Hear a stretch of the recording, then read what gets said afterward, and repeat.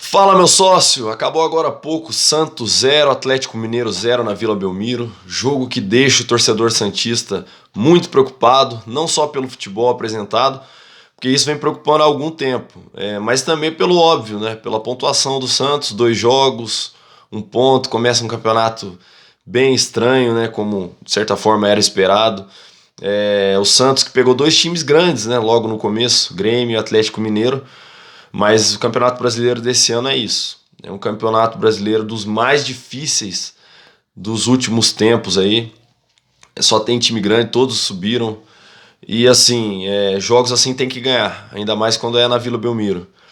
Já o torcedor do Atlético, eu acredito que esteja mais tranquilo, porque eu não visualizo o Atlético brigando lá em cima, muito menos para não cair, né? Eu acredito que o Atlético, apesar da mesma pontuação, pelo time que tem e tal, acredito que vai buscar aí uma pré-Libertadores, um sexto, um sétimo lugar com alguma tranquilidade.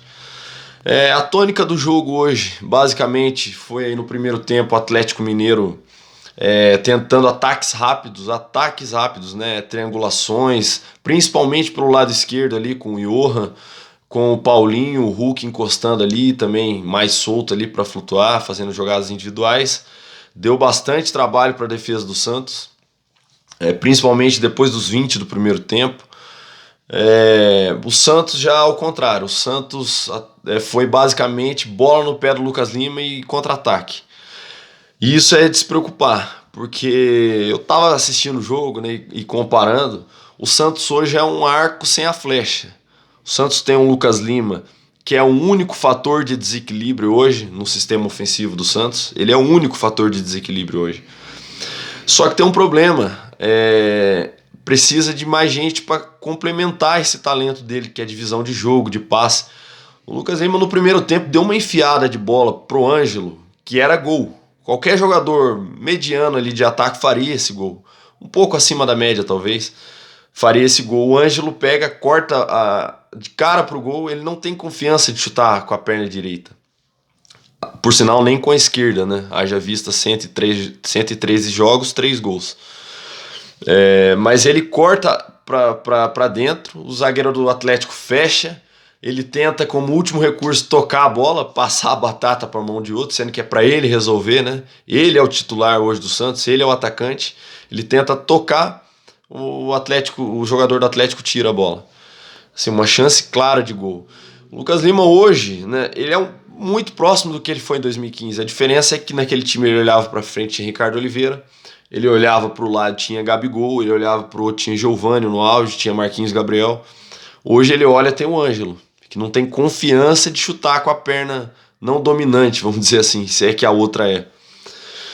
Ele olha pra frente e vê o Marcos Leonardo, que não sai por nada. Ele é inquestionável, o Marcos Leonardo, a titularidade dele.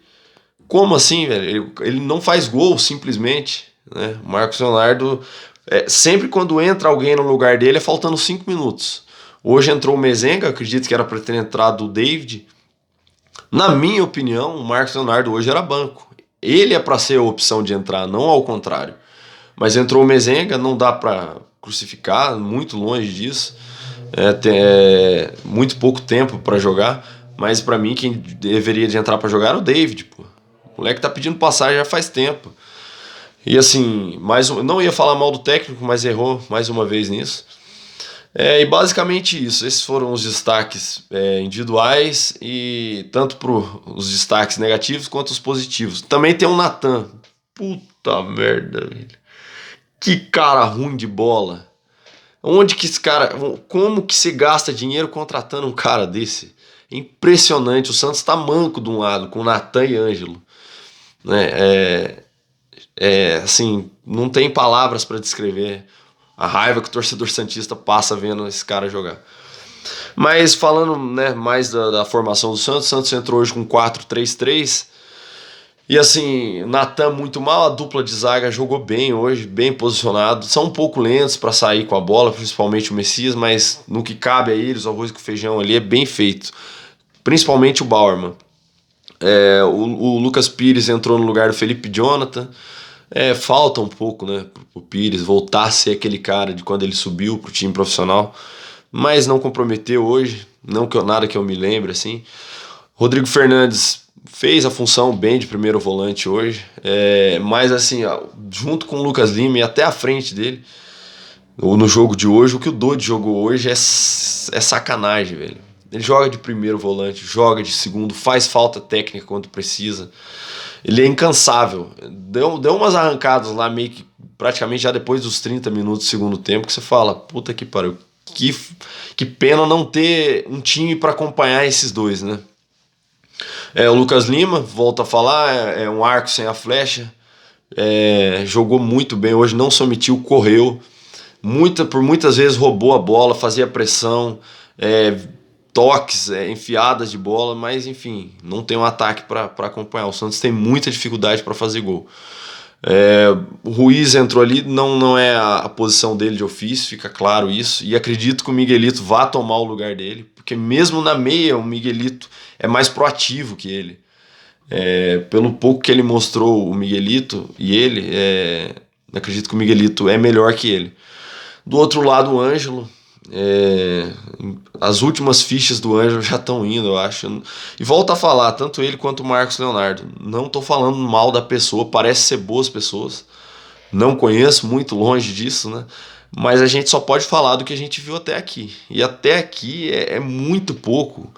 Os que pareciam ser a solução do Santos estão sendo os grandes problemas, né? Ele e o Marcos Leonardo. Entraram o Mezenga, Luan Dias, bem abaixo. O Luan Dias que teve mais tempo, mas não dá para cobrar tanto ainda. Espero que tenha mais futebol do que apresentou hoje, porque estava numa rotação abaixo, principalmente física. O Inocêncio que entrou na lateral, qualquer coisa que ele fizesse era melhor que o Natan. Se ele ficasse parado, igual um cone lá, ele seria melhor que o Natan, teria mais utilidade. Basicamente isso, não dá para cobrar muito dessas contratações, mas o que dá para cobrar é da diretoria. Cara, o Santos não precisa de contratação, o Santos precisa de reforço, né? Senão o Santos vai passar muito aperto nesse campeonato brasileiro. Basicamente isso, torcedor do Atlético mais tranquilo, torcedor do Santos continua preocupado.